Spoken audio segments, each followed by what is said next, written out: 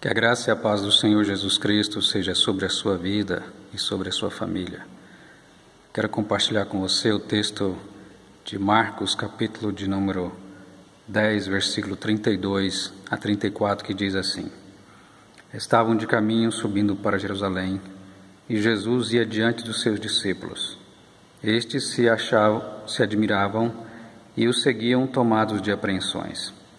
E Jesus, tornando a levar-los à parte, os 12, passou a revelar-lhes as coisas que lhe devia sobrevir, dizendo: Eis que subimos para Jerusalém, e o Filho do Homem será entregue aos principais sacerdotes e aos escribas.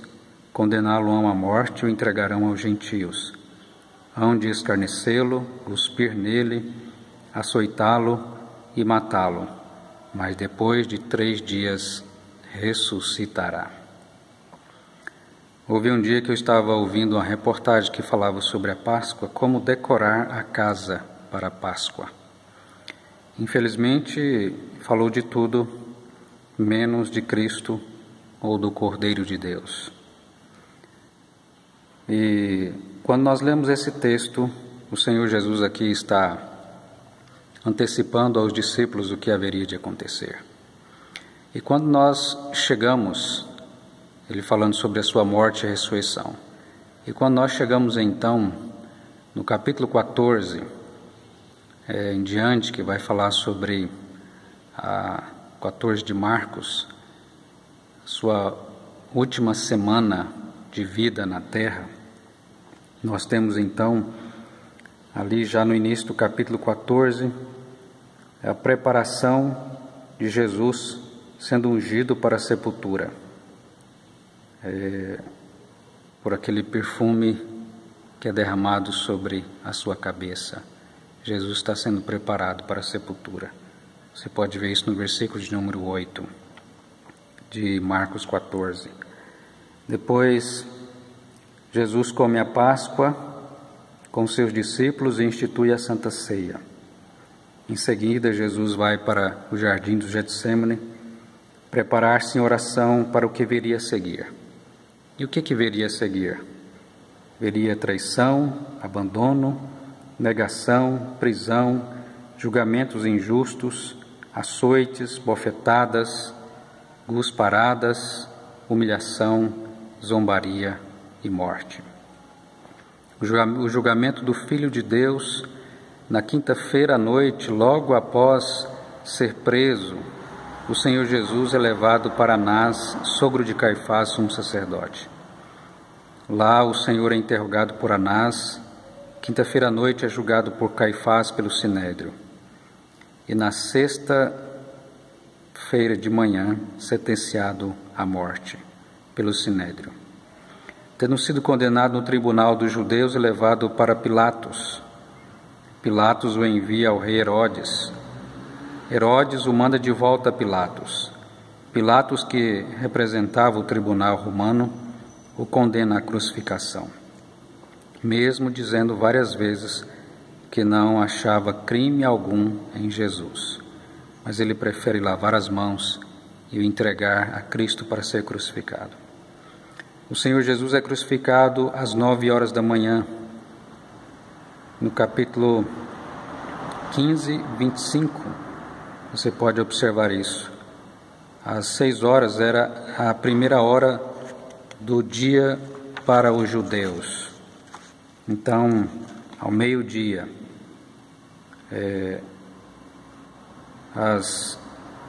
a hora sexta para os judeus, houve trevas até a hora terceira da tarde, às 15 horas da tarde.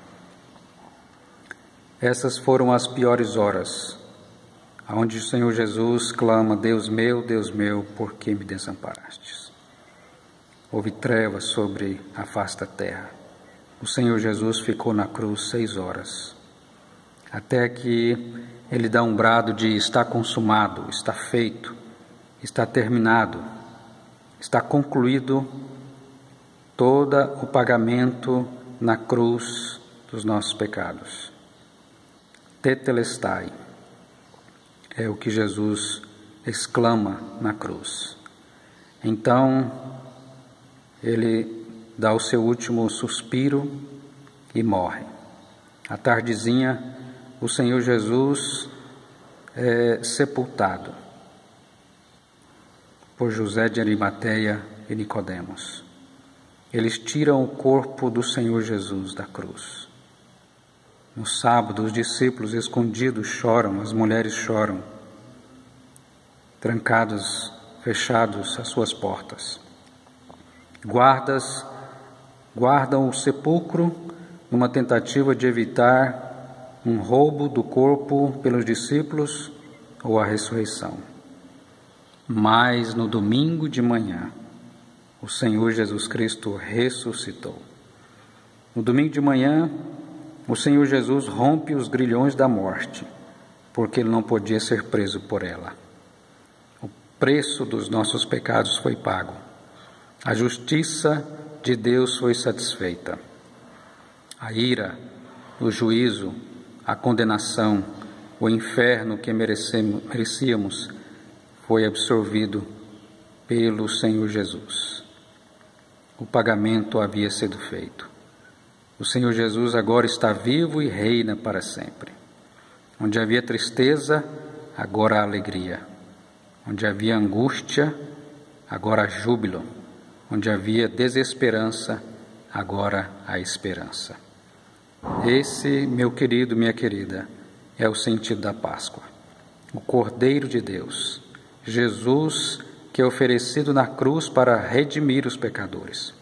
Páscoa é isso. O inocente morre no lugar dos pecadores. Você precisa entender isso. A morte não era dele, a morte era nossa, porque nós é que somos os pecadores.